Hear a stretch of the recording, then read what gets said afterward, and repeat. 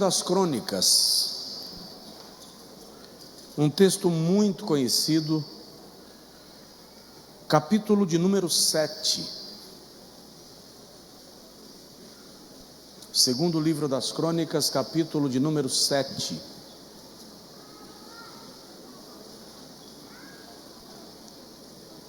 Versículo de número 14.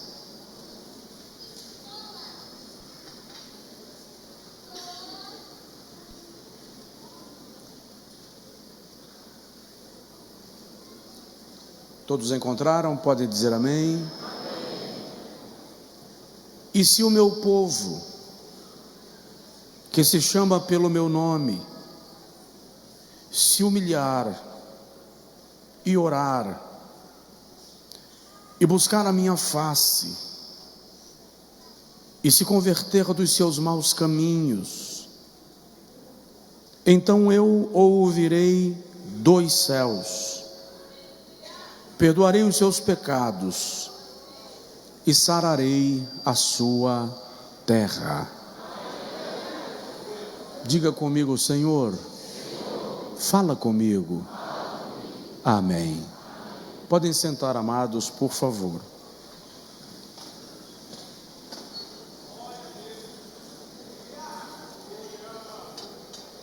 Na terça-feira passada, nós já estávamos em semana de aniversário da igreja e eu falei aqui com os irmãos sobre avivamento que gera impacto. Hoje, eu quero falar um pouco sobre avivamento que atinge a nação. Isso porque o avivamento não pode se restringir à igreja. Avivamento que envolve a igreja, mas não influencia a nação, não cumpriu o seu propósito, parou no meio do caminho. E semana passada, na terça-feira, eu falei sobre o avivamento que gera impacto, tem uma mensagem cristocêntrica, gera firmeza, gera testemunho. Foi disto que compartilhamos e quero falar com os irmãos um pouco nesse texto, porque agora à tarde ele saltou ao meu coração. Esse texto é parte de uma resposta de Deus a Salomão.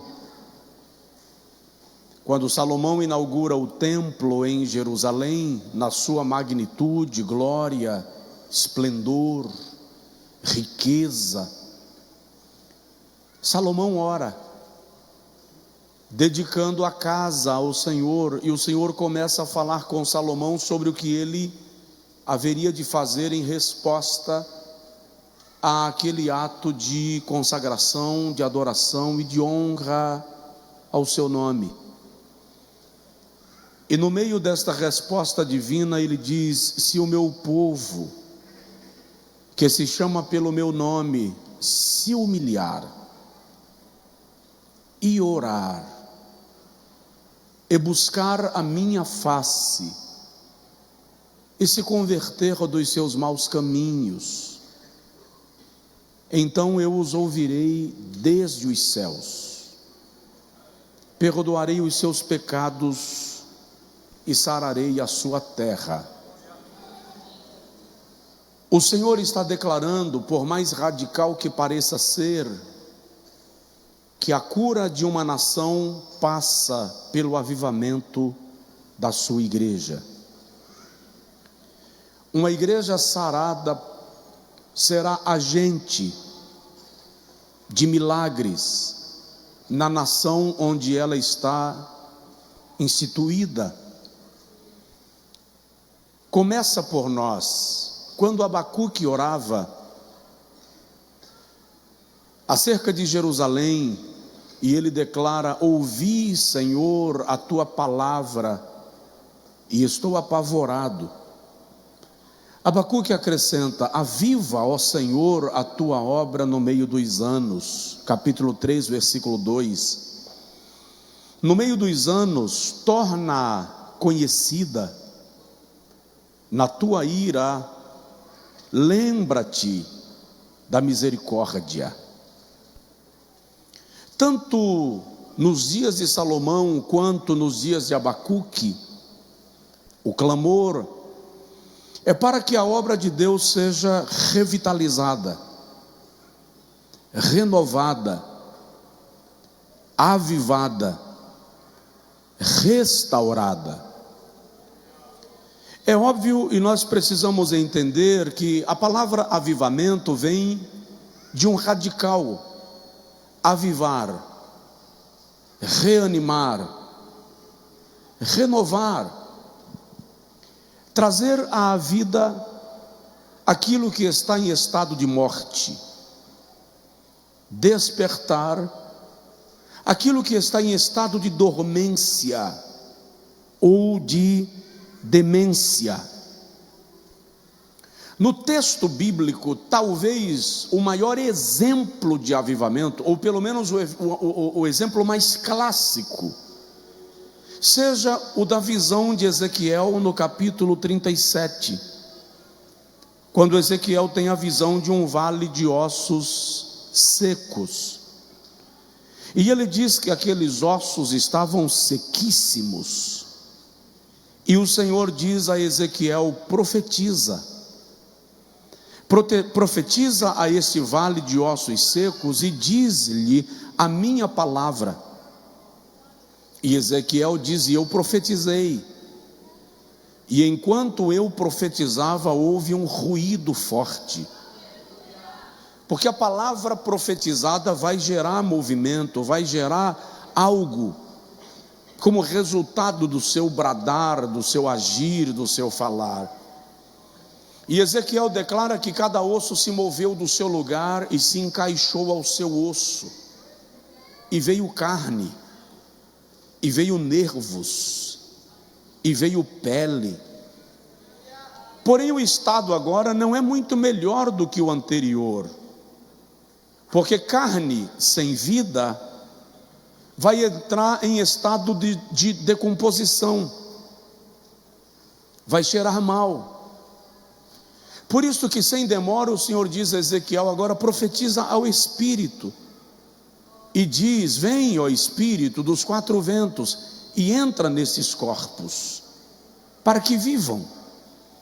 E Ezequiel diz que o Espírito entrou neles, e eles se levantaram. E as traduções mais antigas relatam que se formou um exército muito numeroso, que entrou na cidade. Isto é avivamento, é transformar um vale de ossos sequíssimos num exército numeroso. É exatamente isso que o Espírito Santo quer fazer com a igreja de Deus aqui na terra. É óbvio que todas as vezes que falamos de avivamento, isso gera uma certa empolgação e um certo fervor e uma certa querência. Eu gosto sempre de mencionar que o avivamento tem dois aspectos. O primeiro aspecto eu chamo de aspecto positivo, e o segundo aspecto eu chamo de aspecto negativo.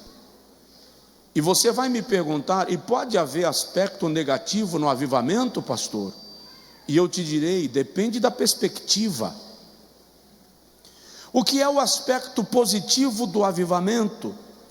O fervor espiritual, a provocação para uma mudança de vida que o avivamento há de fazer em nosso coração, o chamamento à oração, o chamamento à volta às sagradas escrituras, o calor, o fogo, o queimor no coração, é o que nós chamaríamos de aspecto positivo do avivamento. Atos capítulo 2, versículo 4 diz que todos foram cheios do Espírito Santo, foram vistas línguas repartidas sobre cada um deles. Isto é extraordinário. Mas há um aspecto que eu chamo de aspecto negativo do avivamento, que é o confronto espiritual que o avivamento produzirá em nós. O avivamento vai nos colocar num vale, de decisão.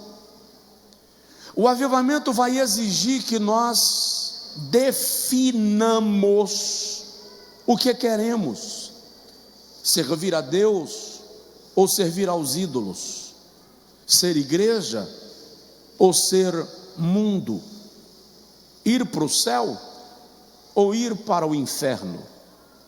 O avivamento vai nos confrontar, vai nos desafiar ao arrependimento, a uma mudança prática de vida. É isto que eu chamo de aspecto negativo. E para nós entendermos em que posição estamos e se o avivamento vai gerar um aspecto que nos trará alegria ou confronto, basta a gente responder a uma pergunta simples e básica: quando é que nós precisamos de avivamento? Uma pergunta: a igreja brasileira é uma igreja que precisa de avivamento, pastor Josué? Nós somos considerados a maior igreja pentecostal do planeta. Nós somos considerados uma igreja que se movimenta. Mas se nós compararmos a igreja brasileira do século atual, do tempo presente, com a igreja de 50 anos atrás, nós vamos perceber que a nossa taxa de crescimento, por exemplo, é menor hoje do que era na década de 70, quando a igreja tinha menos influência, nenhuma presença política, nenhum recurso de tecnologia para a evangelização. Mas pastor, está havendo engano, nós temos os maiores templos de todas as épocas. É verdade, muitos templos e pouco compromisso, muita multidão e poucos discípulos, pouca gente de fato comprometida com Jesus e o seu cristianismo. Gente que se compromete com o cristianismo dentro da perspectiva sociológica e até histórica, mas que não se compromete com o cristianismo da cruz. O cristianismo da cruz diz: se alguém quiser vir após mim, negue-se, tome a sua cruz e siga-me. E quando o avivamento vem, nós entendemos a essência da palavra ser cristão. Então uma pergunta séria e importante é: quando nós precisamos de avivamento? Eu respondo: precisamos de avivamento quando estamos em crise. Ezequiel capítulo 37, versículo 11, eles dizem: os nossos ossos se secaram, pereceu a nossa esperança. Quando a igreja perde a esperança, quando o povo de Deus não tem mais perspectiva, isso é um sinal claro de crise espiritual. Quando nós temos mais facilidade de ficar em casa do que congregar, é um sinal de crise. Quando nós tomamos mais tempo nas redes sociais do que na oração, porque as redes sociais não cansam, mas a oração cansa, isso é um sinal de crise.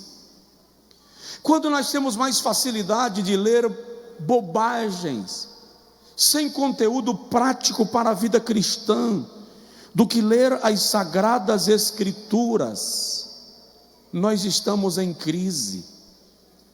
Quando é mais fácil fazer ou assistir uma temporada inteira de uma série, de qualquer streams que você conhece, do que buscar a face de Deus, então estamos em crise.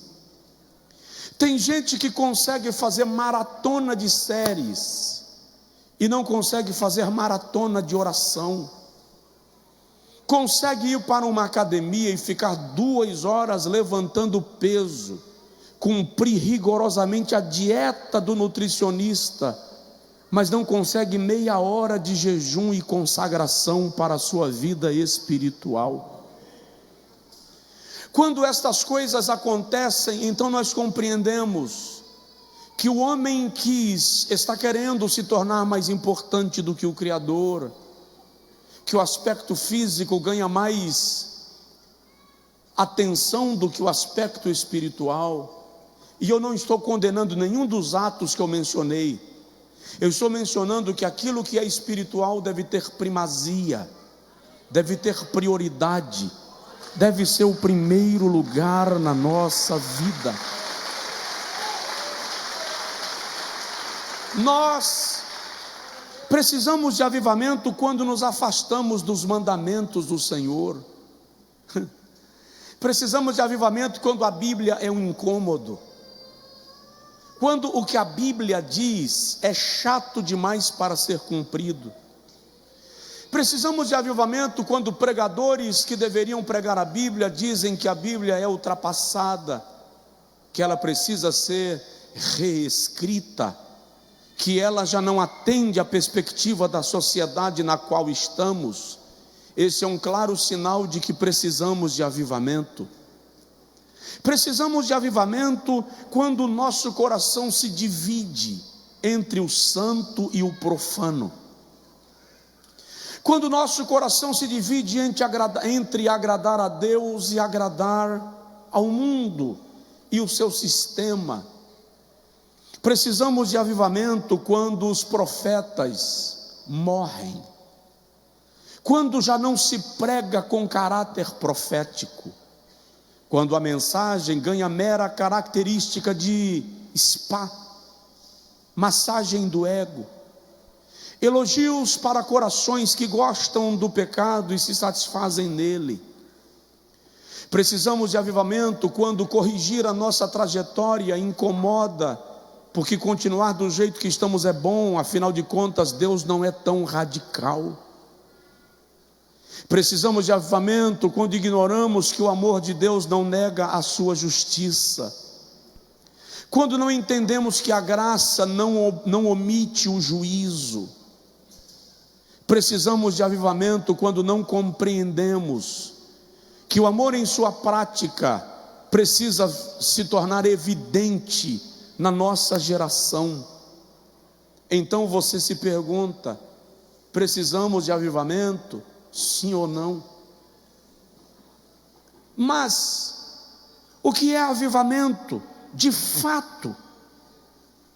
Bom, avivamento é uma intervenção de Deus no meio do seu povo. O avivamento se dá quando Deus interfere em nossa história. O avivamento se dá quando o Espírito Santo encontra espaço no coração de uma pessoa, no coração de um povo, no coração de uma nação. Olha o que o Senhor diz em Apocalipse 3:20: eis que estou à porta e bato. Para quem o Senhor está dizendo isto? Não é para o mundo que não conhece a Deus. Ele está dizendo isto para uma igreja. Estou à porta e bato. Se alguém ouvir a minha voz e abrir a porta, eu entrarei em sua casa, cearei com ele e ele comigo. O avivamento depende de que alguém abra o seu coração para Deus. Aleluia. Spurgeon disse: o mundo ainda não viu o que Deus pode fazer por meio de um homem que entregar-se nas suas mãos sem reservas.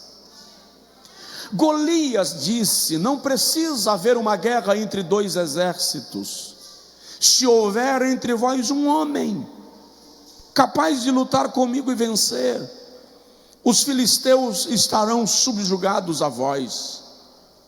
Se um coração queimar pela presença de Deus, de tal modo que nenhum prazer sufoque este fogo, nós viveremos o início de um grande avivamento espiritual. Se o seu coração for atraído à oração, de tal modo que nada te encante mais do que a presença de Deus, então teremos um avivamento espiritual. Se nos tornarmos tão dependentes de Deus, que nenhuma das nossas habilidades, títulos ou conquistas se transformem no nosso alento e firmeza, então entraremos num avivamento espiritual. Quando as circunstâncias da vida convergem para a glória de Deus, então estamos iniciando a experiência de um avivamento. Avivamento é despertar, avivamento é realçar, avivamento é renovar, avivamento é voltar aos princípios da igreja primitiva. Avivamento é o retorno à prática da Bíblia como regra de vida, de prática e de fé. O avivamento é o retorno à experiência genuína com Cristo, é o retorno à submissão a Deus e a Cristo como Senhor nosso. Avivamento é reconhecer a igreja como o corpo espiritual de Cristo aqui na terra.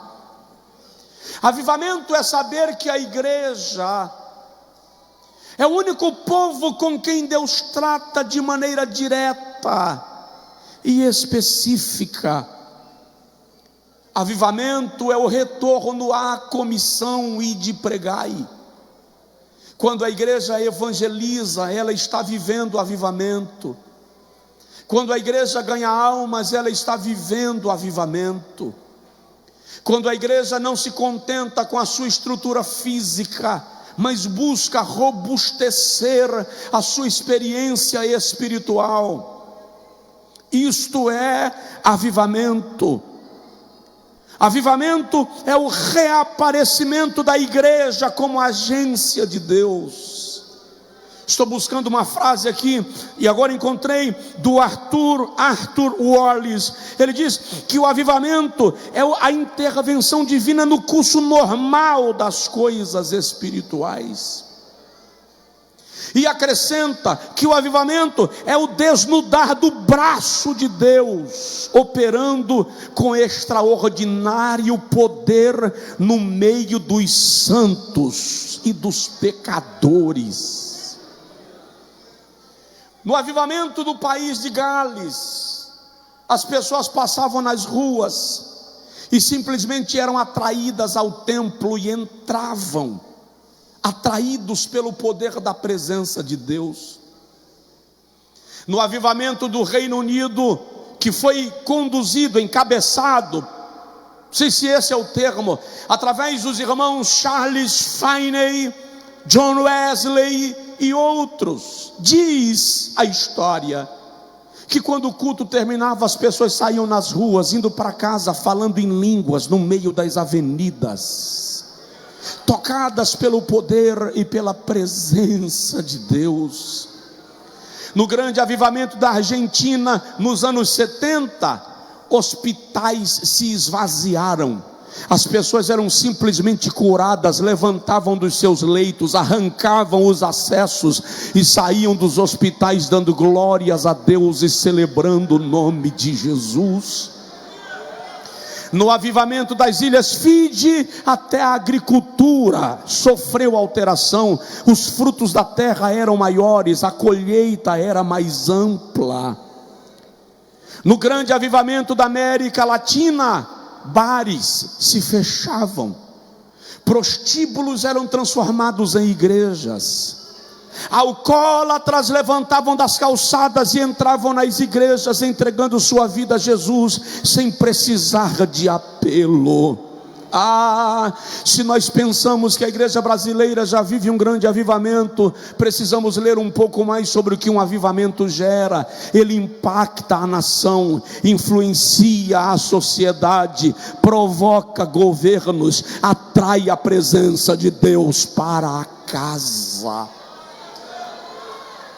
Nós não podemos ser a igreja que é buscada pelos políticos apenas em época de eleição. Isso não é avivamento, isso é campanha política.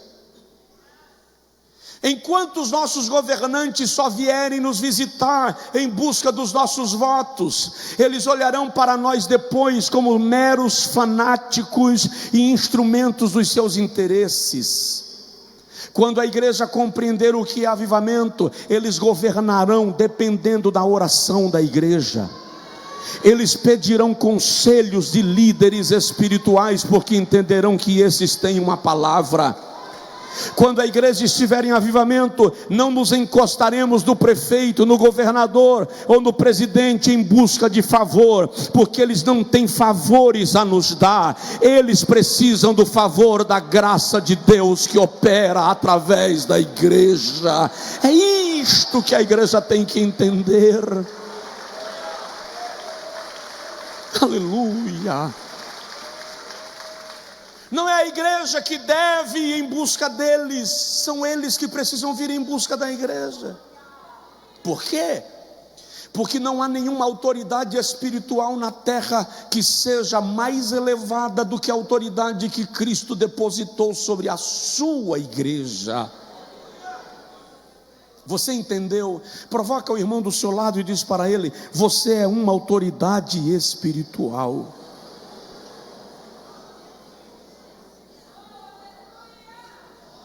Mas preste atenção, Finney, pastor britânico, dizia que o avivamento é o início da obediência do povo de Deus. Quando a igreja começa a obedecer a palavra de Deus, então se pode dizer que ela está em avivamento espiritual. Agora, de que modo este avivamento impacta a nação? O que ele gera sobre nós? E eu serei breve, serei rápido. Primeiro, uma igreja avivada influencia a sua comunidade. Eu vou repetir. Uma igreja avivada influencia a sua comunidade. Bill Bright e Lauren Cunningham, fundadores da Jocum, Jovens com uma Missão, e fundadores do movimento estudantil Alfa e Ômega, dizem, escrevem, que a igreja precisa influenciar pelo menos 7 áreas da sociedade. Quais? Primeira, famílias. Se a igreja não influencia a família, ela não está cumprindo a sua missão, e só dá para influenciar as famílias, começando pelas famílias da casa. Segunda área que a igreja precisa influenciar: igrejas e ministérios. É lamentável que nós, como igreja, sejamos tão dispersos, desunidos, desorganizados. Existem em Feira de Santana pelo menos 10 igrejas que reproduzem ipsis literis o que esta igreja faz. Até os cards são iguais, os nomes dos cultos, os dias dos cultos, mas fazem exatamente como. E de vez em quando alguém chega para mim: pastor, ó, aqui pastor. Eu disse: irmão, qual é o nosso papel? Não é influenciar? Se estão sendo influenciados, e se Jesus está sendo glorificado nisto, glória a Deus. Glória a Deus. Nós precisamos influenciar igrejas e ministérios, até porque eu também estou aprendendo com quem já passou por onde eu estou passando. Terceira área que a igreja precisa influenciar: governos e suas leis. Nós precisamos ter peso nas decisões que governantes tomam. Não necessariamente estarmos lá, mas eles precisam lembrar que há uma igreja influente nesta nação, uma igreja que pesa, uma igreja que sabe o que quer. É necessário que a igreja ore pelos seus governantes. Aliás, eu vou aproveitar para dar uma palavra. Vamos parar, não vá nessa onda de ficar chamando governantes de títulos pejorativos, quaisquer que sejam. Presta atenção numa coisa: são autoridade constituída. Goste você ou não, a Bíblia diz que não há autoridade que não tenha sido constituída por Deus. Você não votou? Ok, alguém votou, e por causa do sistema de governo, a pessoa foi eleita e elevada ao posto que está. Você não gosta? Parabéns, ore, interceda, para que o Espírito de Deus convença, para que o Espírito de Deus trabalhe. A Bíblia diz que Deus inclina o coração do rei, assim como o solo inclina os rios. Jeová conversou com Assuero enquanto Assuero dormia. Então, se você gosta ou não gosta do presidente, se você gosta ou não gosta do governador, se você gosta ou não gosta do prefeito, não vem ao caso. Eles ocupam a cadeira, são autoridade. A posição da igreja é de sacerdócio. É preciso orar, interceder, para que eles sejam guiados pelo Espírito de Deus. Não vai nessa onda. Estamos quebrando, a igreja brasileira está quebrando princípios espirituais muito graves. Muito graves. Aqueles que a gente gosta, a gente bajula em níveis quase de veneração. E aqueles que a gente não gosta, a gente esculhamba e perde todos os princípios e regras. Está errado. Ah, mas o ministro A, o ministro B, o ministro C, é isto, é aquilo. Presta atenção, não há autoridade que não seja constituída por Deus. Ou você crê na Bíblia, ou você não crê na Bíblia. Eu posso emitir a minha opinião, eu posso me manifestar, mas eu não posso quebrar princípios espirituais, porque quando eu quebro princípios espirituais, eu firo a palavra que eu digo, que guia a minha vida. A igreja precisa influenciar, e ela não influencia com essa postura. A igreja não é ideológica, a igreja não é filosófica, a igreja é a agência central de Deus na terra. Enquanto nós ficarmos aqui profetizando o caos, declarando misérias, atacando, as coisas não tendem a melhorar. Mas olha só, e se o meu povo, que se chama pelo meu nome, se humilhar e orar e buscar a minha face e se converter dos seus maus caminhos, então eu os ouvirei desde os céus, perdoarei os seus pecados e sararei a sua terra.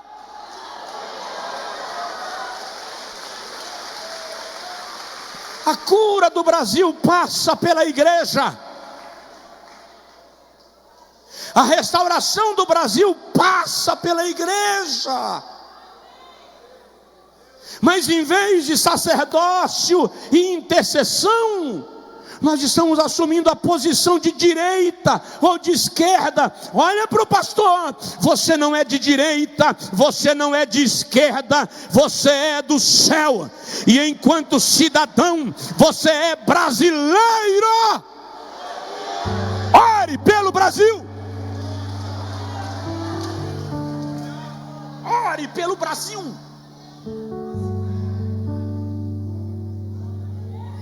A igreja em avivamento influencia na educação e nas ciências. Olha um despertamento espiritual. Tenho pressa, meu coração tem pressa. Eu preciso de um sistema de ensino para as nossas crianças.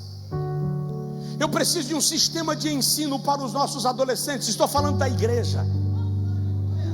Se nós discipularmos a nossa descendência, filhos e netos, nós teremos uma nação influenciada pelo poder de Deus. Ore para que seu filho não tenha preguiça de estudar. Ore para que seu filho ocupe os melhores lugares nas universidades. Ore para que seu filho tenha aptidão pela ciência, tenha paixão pelo mundo acadêmico. Não quero meu filho na universidade, porque lá está tudo poluído. Ei, santo, nós precisamos ir. Você é luz, nossa descendência é luz, os nossos filhos são luz, precisam ir para influenciar o ambiente. Não me leva a mal, não se ofenda com o meu posicionamento. Não fala um cidadão, não meramente fala um profeta, um pastor.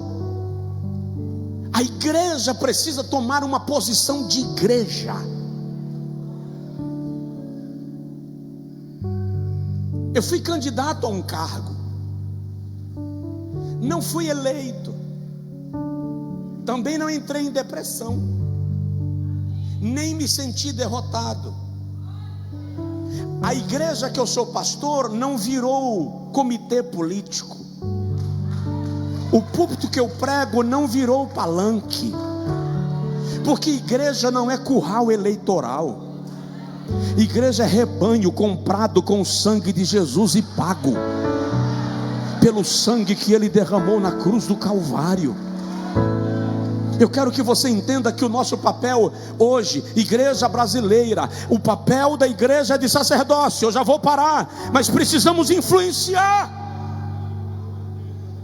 Quarta área que temos que influenciar: empresas e economias. Os empresários da igreja precisam estabelecer na sua empresa uma política cristã de negócios. Não podem ir pela onda e fazer negócios conforme o padrão daqueles que não conhecem a Deus. Precisamos influenciar mídia e comunicação. Para que você usa as suas redes sociais? Porque você segue perfis que gostam de publicar escândalos e tragédias no ambiente cristão? Porque você dá vida a esse tipo de ambiente? Porque não usamos as nossas redes sociais, rádio, TV e tudo que pudermos para anunciar Jesus, para glorificar Jesus? Qualquer porcaria que colocam no seu grupo de WhatsApp, você manda em lista de transmissão. Que tipo de papel você está fazendo? E depois vem para a igreja: quero ouvir a palavra, só vou à igreja que tem palavra. Que palavra? Serve para quê na sua vida? Você acabou de publicar uma porqueira na sua lista de transmissão e chega aqui e vem falar língua estranha, vem cantar e dizer Maranata, ora vem Jesus. Para quem? Que tipo de igreja estamos sendo? Que tipo de papel estamos ocupando no reino de Deus? O que temos feito aqui? Ei, o que nós vamos deixar para a igreja da próxima geração? Que tipo de crentes os nossos filhos serão? Que tipo de crentes os nossos netos serão?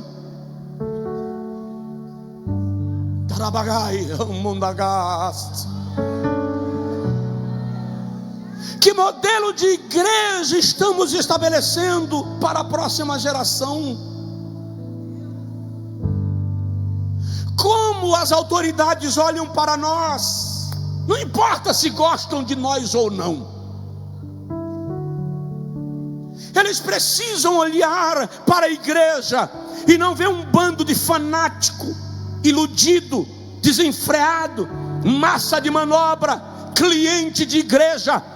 Eles precisam olhar para nós e verem um povo que sabe o que quer, que sabe para onde vai, e acima de tudo, que represente a Cristo Jesus na terra.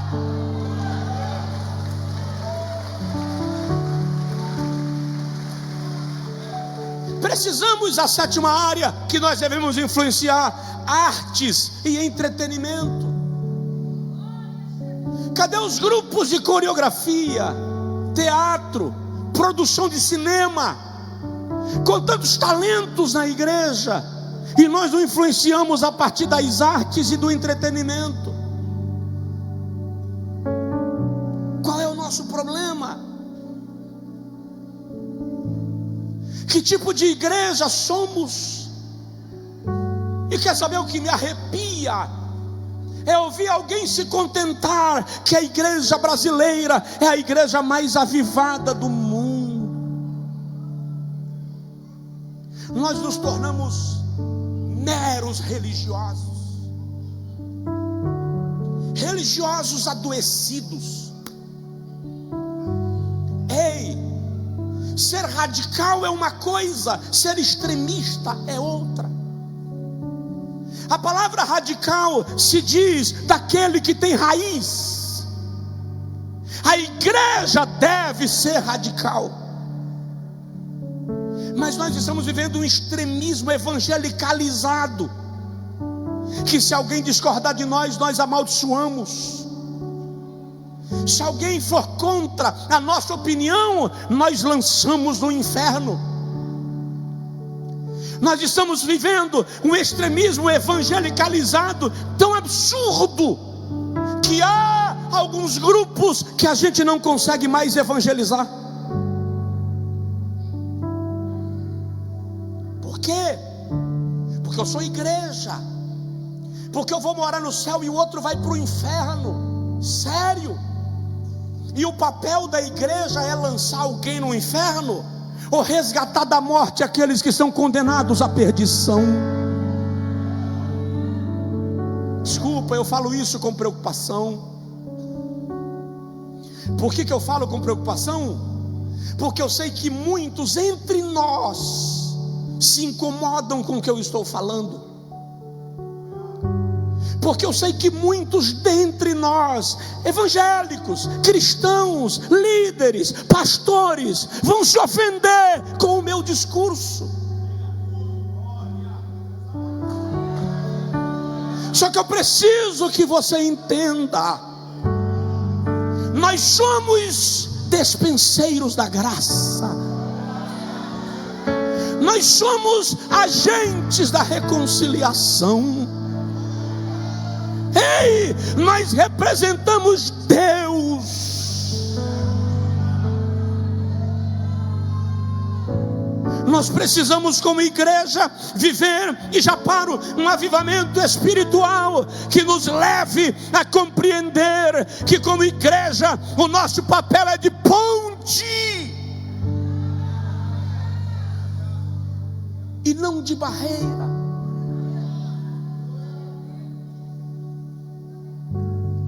Eu sei, alguém há de pensar que eu estou querendo ferir as sagradas escrituras, libera geral, engano. Conheço a Bíblia, sei que ela é a palavra de Deus. Olha bem para mim, por favor. Este pastor crer na Bíblia como palavra de Deus, do capítulo 1 de Gênesis, versículo 1, até o capítulo 22 do Apocalipse, o seu último versículo. A Bíblia é a palavra de Deus.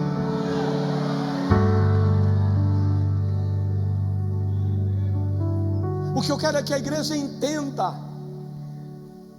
que, se ela não for ministra da reconciliação, quem será?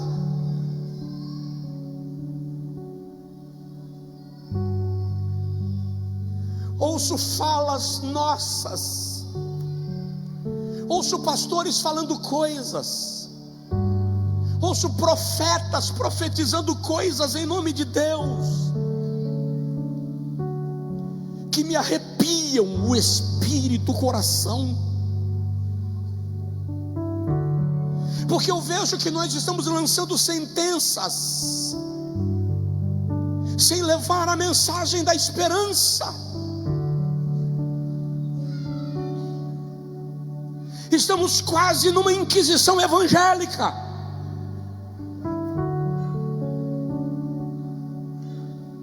Se não for da minha igreja, não vai para o céu.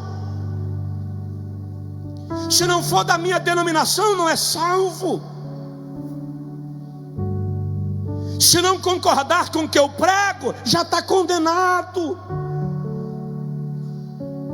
Eu sei que a salvação está relacionada a se submeter ao senhorio de Cristo. Mas como eu vou levar os meus filhos a entender a minha autoridade sobre eles, se eu não lhes ensinar? Como trazer o pecador a Cristo, se eu não lhe apresento Cristo, eu lhe apresento o inferno?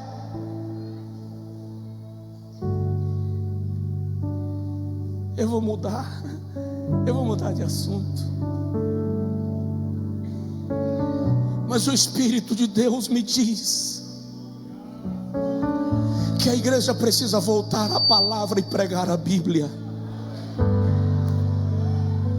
Pregue contra o pecado sem atacar o pecador. Pregue contra a corrupção, pregue contra o autoritarismo, sem quebrar o princípio de autoridade.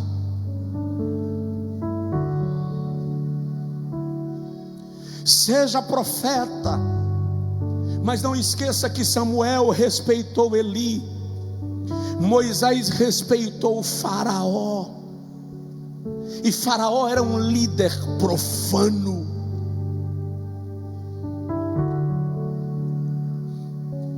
Uma igreja em avivamento influencia, e é preciso influenciar pela maneira de tratar, pelas posições que nós vamos ocupar no reino de Deus. Eu vou dizer só mais uma coisa sobre avivamento e paro, porque o tempo não me permite. Pensa nisto. Pensa nisto.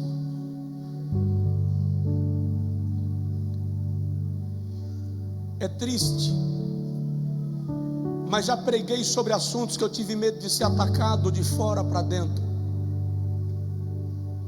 E hoje eu estou pregando um assunto que eu estou com medo de ser atacado dentro.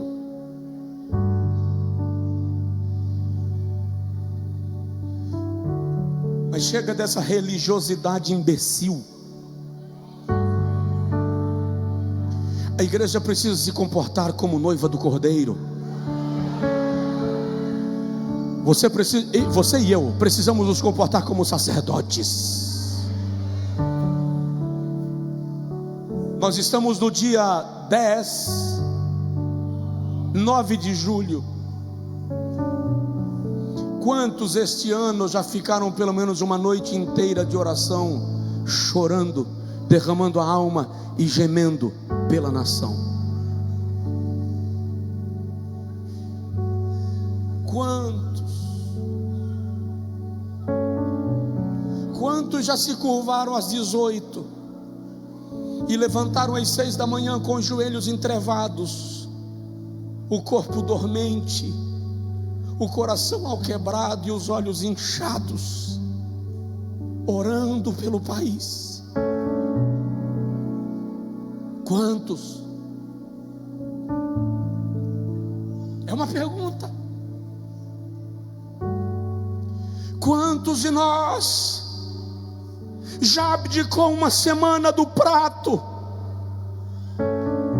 para jejuar pelo país? Quantos?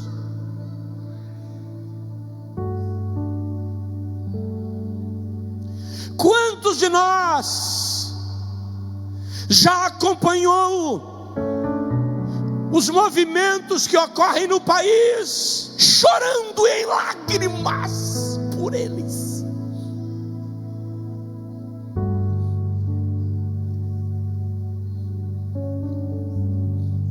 Quando você encontrou uma oferenda no cruzamento da sua rua, você chorou ou soltou uma palavra de desprezo e de blasfêmia? Quando você viu a parada gay, a marcha gay, você chorou? Ou você simplesmente usou palavras pejorativas, porque você entende que espiritualidade é condená-los e não chorar por eles? Não está faltando quem pregue, não está faltando quem condene, não está faltando discursos bonitos, está faltando quem chore. E a minha palavra para o seu coração nesta noite é: experimente chorar. Diz aí para o seu vizinho: experimente chorar. Não vou para o segundo ponto. Seu filho rebelde, seu filho desviado, seu filho que tomou uma decisão de vida que é contrária a tudo que você ensinou. Ah, como isso é ruim, eu imagino. Como eu imagino. Mas a minha pergunta é: em vez de condená-lo com um discurso agressivo, você se prostrou e chorou. Tem um amigo, ele é um pastor bem sucedido em Brasília, um advogado do alto escalão. A filha dele terminou o curso de direito e chegou para ele e disse: papai, hoje eu vou para o baile de conclusão de curso, vai ser lá no setor de chácaras, na chácara X do doutor fulano. E minha filha, o que é que vai ter lá? Ah, papai, é uma noite de festa, vai rolar de tudo. Mas minha filha, e você vai? Vou, vai, é a conclusão do curso. Mas você é crente? Sim, pai, mas eu sou colega deles, eu estudei 5 anos com eles, é a nossa conclusão. Alguns de nós não vai se ver nunca mais. Ele disse que abriu a boca para dizer: você não vai. E o Espírito Santo disse a ele na hora: se você disser para ela não ir, ela não irá, mas também não te obedecerá depois desse dia. E ele olhou para ela e disse: minha filha, você sabe o que eu penso. Por mim você não iria, mas se você já tomou uma decisão, eu vou respeitar, eu vou ficar orando por você. Ele disse que 18 horas ela entrou no carro e saiu, e ele fechou a porta do gabinete da casa dele, ajoelhou no sofá do gabinete e disse: Jesus, eu dediquei 22 anos, 23 anos da minha vida para cuidar dela. Eu a instruí nos teus caminhos, eu a consagrei ao Senhor, e eu não vou perder a minha filha hoje por causa da porcaria de um baile. Eu só levanto daqui quando a minha filha chegar. E ele foi orando e chorando e rasgando a alma e dando murro no carpete. E ele disse que ligou o som, porque ele começou a dar gritos de desespero ao imaginar sua filha engolida pela onda do mundo. Por volta das 10 da noite ele estava em desespero de oração, quando alguém lhe bateu nas costas. Ele imaginou que estava gritando tanto que a mulher se atribulou. Quando ele levantou os olhos, era a menina dele. E ela disse: por que o senhor está chorando assim? E ele disse: estou chorando por você, minha filha, eu não posso perder você. E a menina disse: para de chorar, papai. Antes de começar o baile, o Espírito Santo me convenceu que aquele não é meu lugar, e eu voltei para casa.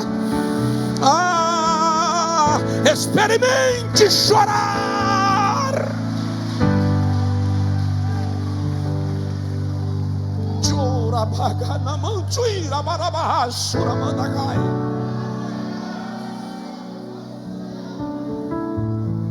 Aceite penhorar uma noite sua para chorar por alguém.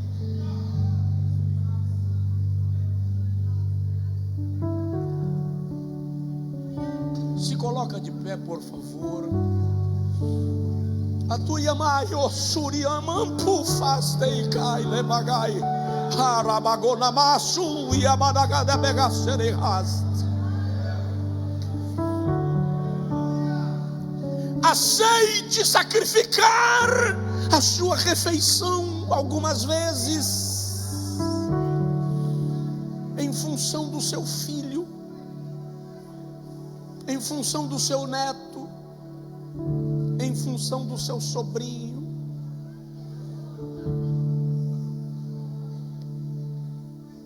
Um avô me disse: meu neto está internado, estado grave, na beira da morte. Eu falei: ô pastor, vamos orar. Ele disse: é, meu filho, mas é a mão de Deus. Seguiu aí por esse caminho, Deus está pesando a mão. Eu disse: não, eu não acredito que o senhor está dizendo isso. Não, eu não acredito.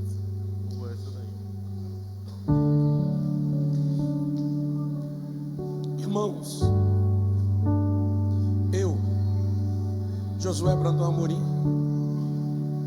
estava condenado a estar morto hoje. Eu era um rapaz violento, briguento, descontrolado, brigava na escola como ninguém. Minha vontade? Eu queria ser bandido. Era o que eu sonhava. Uma vez passou na nossa cidade, eu soube que estavam recrutando alguém que quisesse fazer parte de uma organização criminosa. E eu fui me apresentar, é o que eu queria, filho do pastor. Meu tio, que mora em Feira de Santana, foi em saúde, porque teve um sonho com o sobrinho sendo levado por um grupo. Quando ele contou o sonho, eu disse: pode ser que Deus tenha falado, né? Fiquei com medo, retrocedi. Só aqueles que viveram ou que nasceram antes da década de 80 vão lembrar da velha radiola, radiolona na sala, aqueles discos de vinil. E tinha uma radiola moderna que pegava 10 vinis, o braço levantava, derrubava o próximo. Os meninos não sabem nada que eu estou falando aqui. Que é isso, pastor? Durante muitas noites meus pais alternavam a noite. Um dormia, o outro orava. Quando um cansava de orar, dizia: Gervásio, acorda, vem orar que agora eu vou dormir. Gervásio escorregava na cama para orar e Dina subia para dormir. Uma madrugada daquelas eu acordei, ouvi a minha mãe orando e ela dizia assim: Deus, toma o meu filho na tua mão, eu não aguento mais. Aí ela falou um negócio que eu não concordei muito, porque ela disse assim: se for necessário, prepara e leva, mas eu não posso mais lidar com ele. Eu falei com ela depois, podia ter cortado essa parte, né? Não precisava ser tão. Nós prepara e leva, irmão. Oxi, que estranho. Um dia eu estava chegando da escola,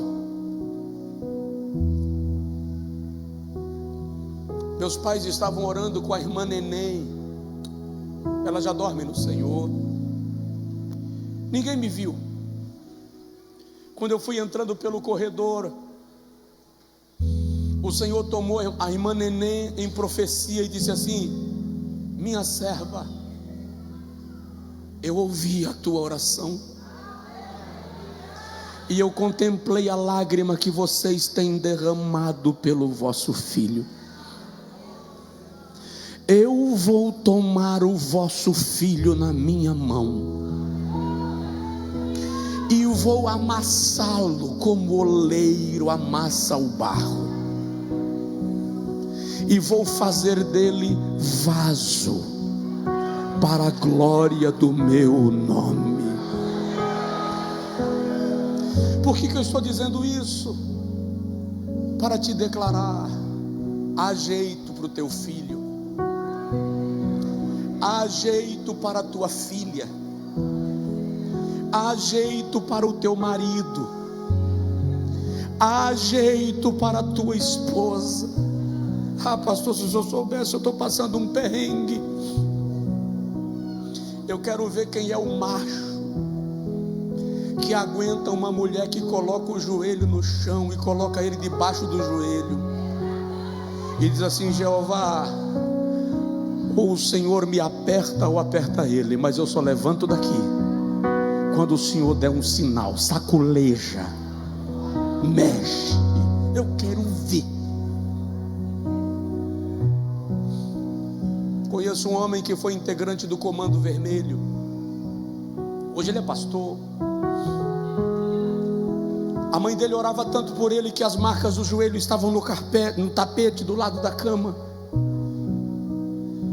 E um dia, 3 anos depois, sem chegar em casa, sem ver mãe e pai, ele chegou: cadê minha mãe? E o pai falou: você é o irresponsável, sua mãe morreu tem 2 anos e você não aparece.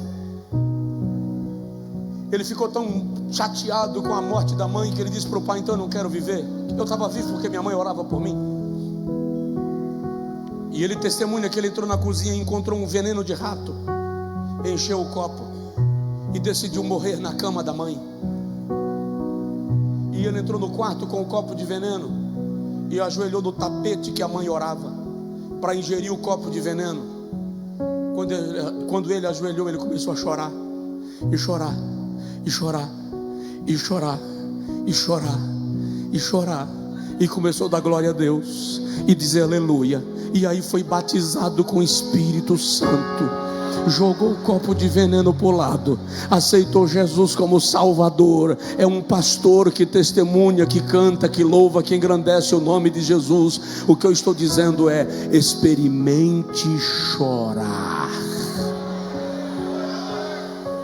Diz para o seu vizinho: experimente chorar. Ah, se eu soubesse como eu tenho chorado tanto. A questão não é o quanto você tem chorado, é o propósito pelo qual você tem chorado. Você chora de angústia, de tristeza, de aflição, chora por causa da ofensa, por causa da palavra dura, por causa da opressão. Não, muda. De agora em diante o meu choro vai ter propósito. Eu vou chorar para que Jesus resgate a tua alma.